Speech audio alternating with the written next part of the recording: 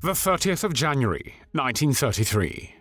Adolf Hitler is appointed Chancellor of Germany, bringing an end to German democracy. Guided by racist and authoritarian ideas, the Nazis abolish basic freedoms and seek to create a community which would unite all social classes and regions of Germany behind one Führer. However, not many people know that the Führer is a lifelong hypochondriac, suffering from skin as well as gastrointestinal problems such as flatulence, and from 1936 he would put himself in the care of a quack doctor who would have him taking psychoactive drugs such as heroin, cocaine, and methamphetamine, which would have a serious impact on his mental health. This doctor would inject Hitler up to 20 times per day with drugs, tonics, vitamins, and other substances for every one of his diseases, and would remain with his Führer until his bitter end. His name is Theodor Morell. Theodor Gilbert Morell was born on the 22nd of July, 1886, in Treis, a district of the town of Munzenberg, then part of the German Empire, as the second son of a primary school teacher. After Theodor studied medicine at Grenoble and Paris, he trained in obstetrics and gynecology in Munich in 1910. After he completed his doctoral degree in May 1913, Theodor Morell was fully licensed as a physician. Before the First World War began, on the 28th of July, 1914, Morell had served as a cruise ship's doctor for 9 months. In 1915, he was drafted into the military and deployed as a medical officer. However, he soon fell ill with kidney disease and spent the following years partly in military hospitals and partly as a doctor and prisoner of war camps. At the beginning of 1918, he was dismissed as unfit for service, settled in Berlin, and set up a practice for urology and electrotherapy there. In 1920, he married Hannelore Moller, a wealthy actress. The marriage remained childless. Through his wife's fortune, Morell furnished his office with the latest medical technology, targeting unconventional treatments at an upscale market. His practice became fashionable for treatment of skin and venereal diseases. His services were requested by some of the world's royalty, including the Shah of Persia and King of Romania. In 1933, Morell joined the Nazi Party. In 1935, he moved his practice to Kurfürstendamm, one of the most famous avenues in Berlin, describing himself there as a specialist doctor for skin and venereal diseases. His patients included many celebrities and politicians, as well as Hitler's personal photographer, Heinrich Hoffmann, whose gonorrhea he had treated with various commercial preparations. In 1936, Hoffmann arranged for him to visit Adolf Hitler at Berghof, which was Adolf Hitler's mountain residence on the Obersalzberg in the mountains of Bavaria. Morell was able to help the Führer with his gastrointestinal problems, such as flatulence, which made most of his dinner parties intolerable. His farting was the worst right after dinner, therefore Hitler would often get up from the dinner table and leave to his private quarters, much to the surprise of his guests. The Führer was also known as Der Furzer, meaning the farter behind his back. Morell managed to calm Hitler's flatulence and was appointed by him as his personal physician. Through Morell's prescriptions, a leg rash which Hitler had developed also disappeared. Hitler was convinced of Morell's medical genius, and Morell soon became a part of his social inner circle. Some historians have attempted to explain this by citing Morell's reputation in Germany for his success in treating syphilis, along with Hitler's own fears of the disease, which he associated closely with the Jews. In Morell's records, Hitler always appears as patient A. While the Führer was impressed by his new physician, other high-ranking Nazis, however, had a different opinion.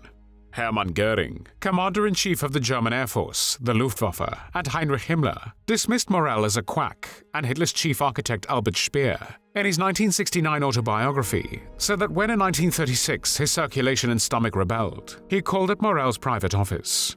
After a superficial examination, Morell prescribed for him his intestinal bacteria, dextrose, vitamins, and hormone tablets.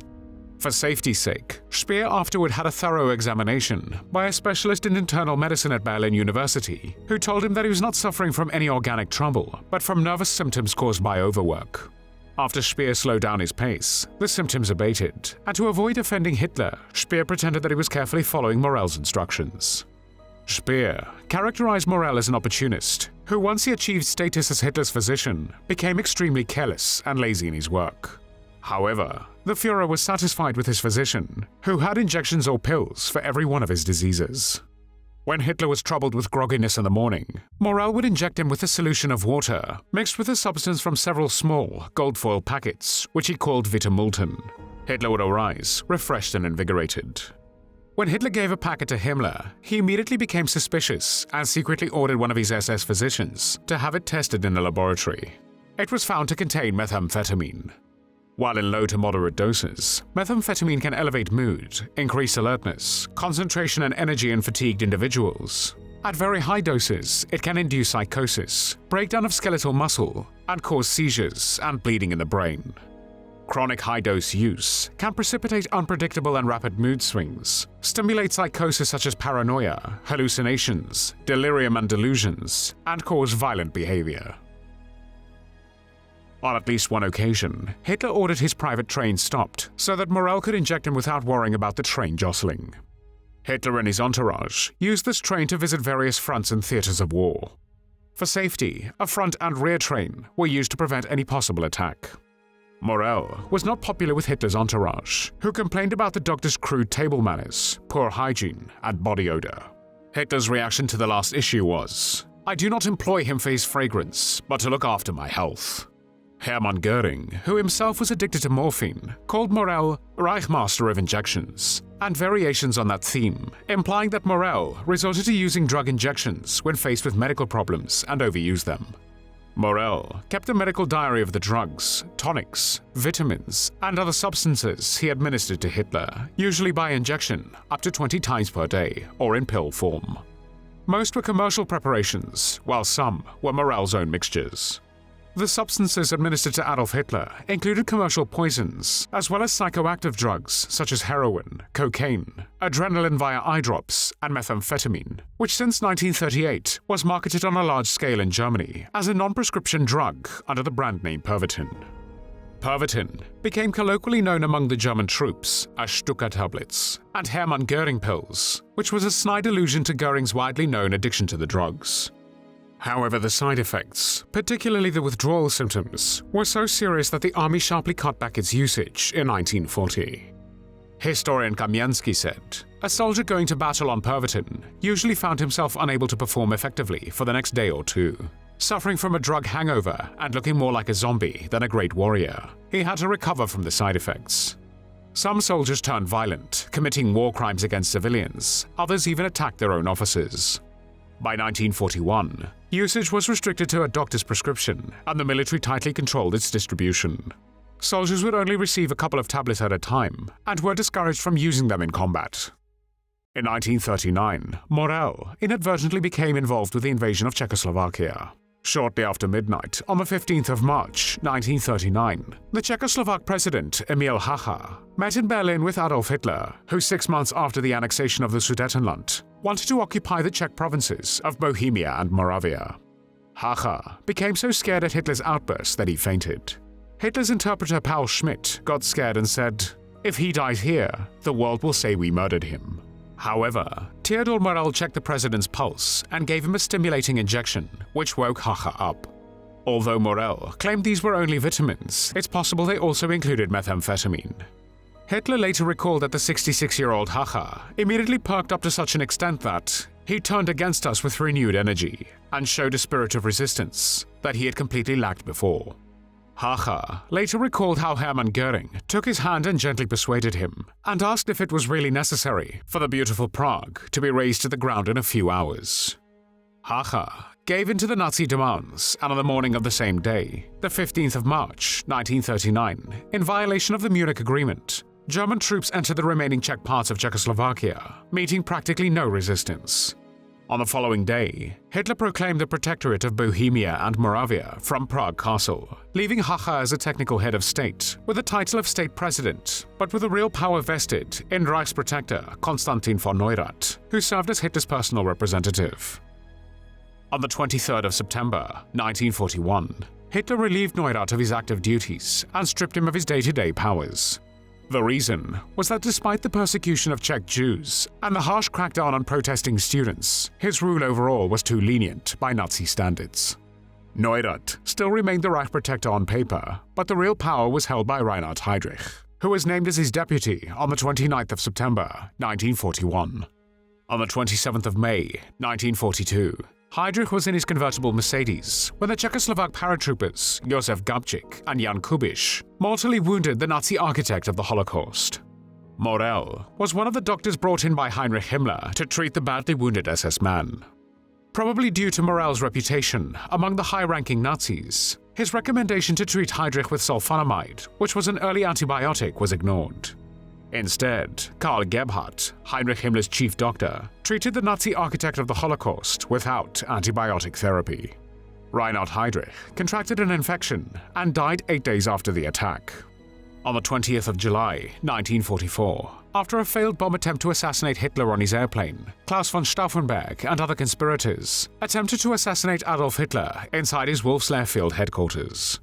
Hitler was wounded, but still kept his appointments, including a meeting with Italy's fascist leader, Benito Mussolini, the same day. Morell used penicillin to treat Hitler. It is believed that he used Allied penicillin, as some of the pure penicillin center-neutral countries, like Spain, which was also pro-Axis, would have been misdirected and found their way to the physicians of high-ranking Nazis, including Theodor Morell. By 1944, Morell developed a hostile rivalry with Dr. Karl Brandt, who had been attending Hitler since 1934. Though criticized by Brandt and other physicians, Morell was always restored to favor by his Führer. The same happened in September 1944, when Hitler developed jaundice. The same month, Dr. Erwin Geising, an ear, nose and throat specialist, who had originally been brought in to treat the dictator after the damage done to his eardrums from the bomb explosion of the 20 July plot, began to be suspicious of Morell's treatment of Hitler. Suspecting that he knew the cause of the jaundice, Geising deliberately dosed himself with some of the pills which Morell had Hitler taking in large numbers every day, and found that they had effects that were mildly harmful. Having them analyzed, he found that they contained strychnine and belladonna, the strychnine being the cause of the jaundice. Geising reported his results to two of Hitler's other doctors, Karl Brandt and Hans Karl von Hasselbach, who in turn told other members of Hitler's retinue.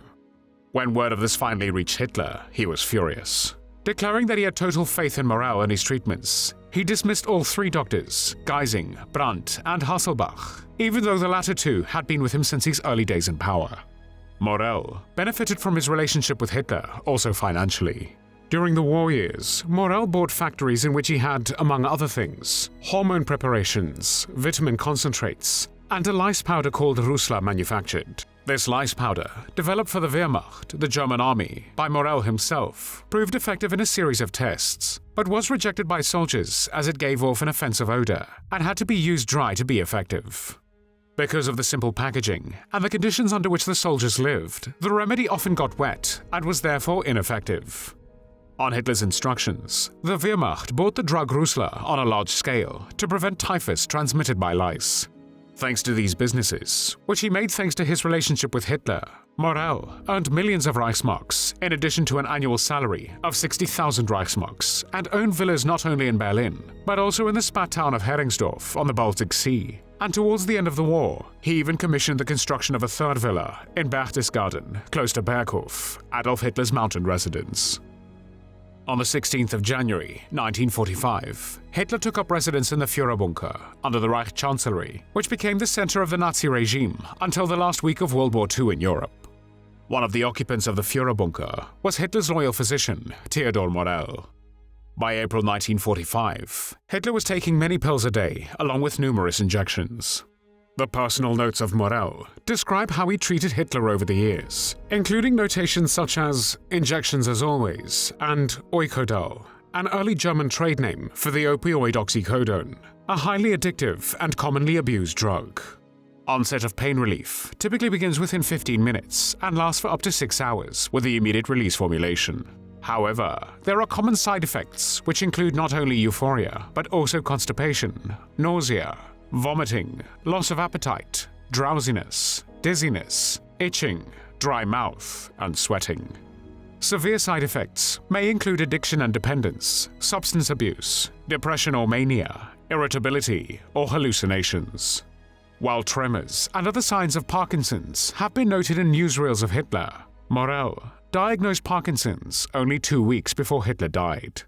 When on the occasion of his birthday, on the 20th of April, 1945, Adolf Hitler welcomed members of Hitler Youth. Some looked puzzled, even horrified, as the Führer, with his coat collar turned up and one arm shaking as a result of Parkinson's disease, worked his way down the line of these doomed children.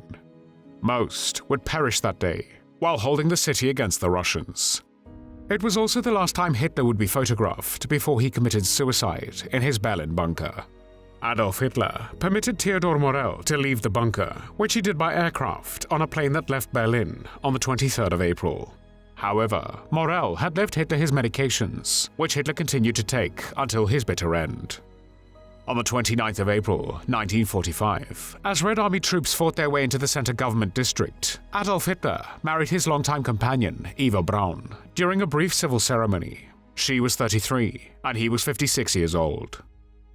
Less than 40 hours later, they died by suicide in a sitting room of the bunker, Braun by biting and swallowing a capsule of cyanide, and Hitler by a gunshot to the head.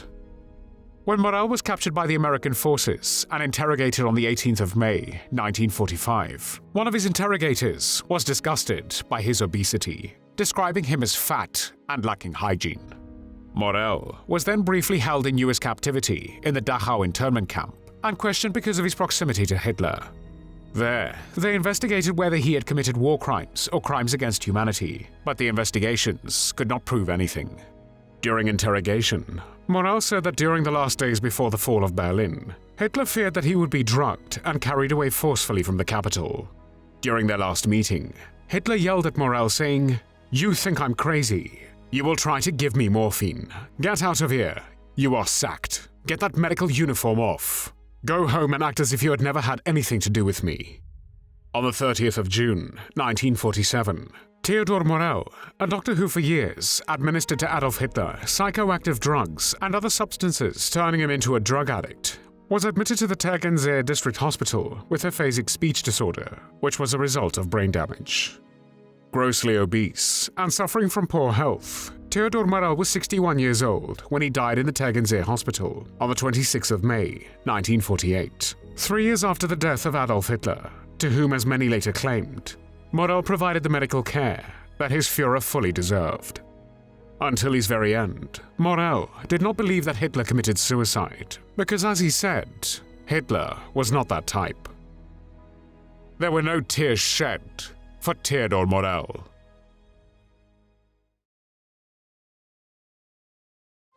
Thanks for watching the World History Channel. Be sure to like and subscribe, and click the bell notification icon so you don't miss our next episodes. We thank you, and we'll see you next time on the channel.